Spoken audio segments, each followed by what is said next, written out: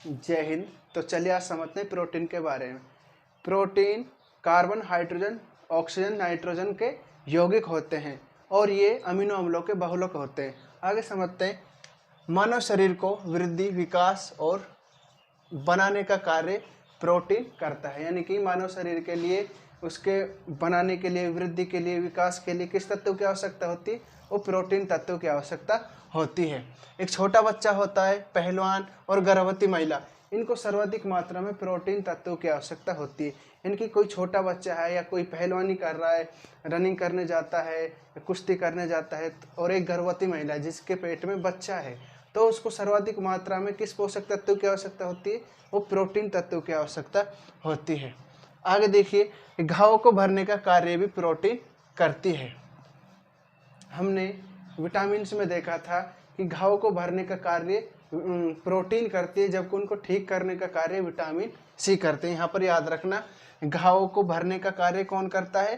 Protein करता है, लेकिन उसको ठीक करने का कार्य कौन करता है? विटामिन सी करता है। आगे देखिए, सामान्य मनुष्य को प्रतिदिन 1 ग्राम प्रोटीन की आवश्यकता होती है। ठीक है, इनके स्वस्थ मनुष्य है तो उसको कितनी प्रोटीन की आवश्यकता होगी? 1 ग्राम प्रोटीन की आवश्यकता होती है। आगे देखिए, प्रोटीन के अंदर कार्बन, हाइड्रोजन, ऑक्सीजन, नाइट्रोजन तत्व होते हैं। याद रखना, प्रोटीन के अंदर कौन कौन से तत्व होते हैं? कार्बन होता है, हाइड्रोजन, ऑक्सीजन और नाइट्रोजन होते हैं। जबकि कुछ प्रोटीन के अंदर सल्फर और फास्फोरस तत्व भी पाए जाते हैं।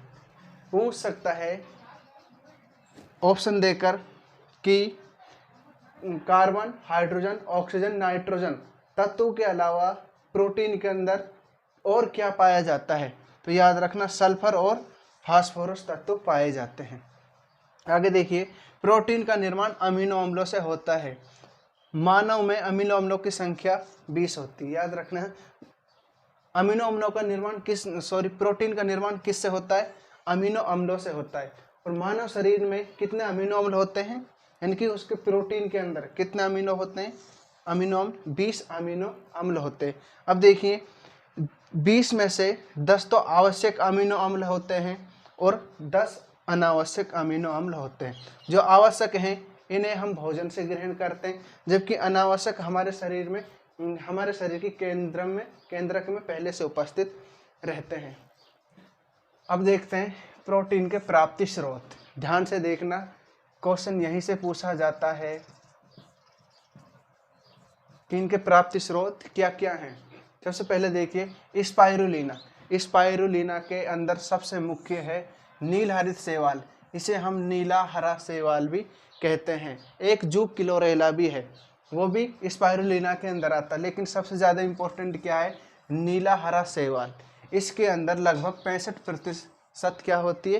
प्रोटीन पाई जाती है। इसके बाद आता है हमारा सोयाबीन। अब सोयाबीन के अंदर क्या क्या है? राजमा और मशरूम। ठीक है, राजमा और मशरूम, इनके अंदर 46% क्या होती है? प्रोटीन पाई जाती है।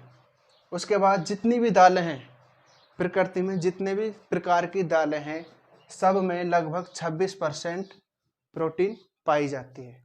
इसके बाद मछली, मांस, जो भी पशुओं का मांस होता है, जानवरों का, और मछली, उनके अंदर 20% प्रोटीन पाई जाती है। जबकि दूध, अंडे और चावल के अंदर 12% प्रोटीन पाई जाती है। यहाँ पर इंपॉर्टेंट क्वेश्चन बन रहा है, स्पाइरुलिना को भविष्य का भोजन कहते हैं। किस पोषक तत्व को भविष्य का भोजन कहते हैं? तो प्रोटीन आता है इसका आंसर। ठीक है, यानी कि स्पाइरुलिना, या प्रोटीन के अंदर भी कौन सा? स्पाइरुलिना। ठीक है, स्पाइरुलिना को भविष्य का भोजन कहते हैं। आगे देखिए, संरचना के आधार पर प्रोटीन के प्रकार। संरचना बोले तो स्ट्रक्चर उसका कैसा होता है, उस आधार पर प्रोटीन के कितने प्रकार होते हैं? 3। सरल प्रोटीन, संयुग्मी प्रोटीन और व्युत्पन्न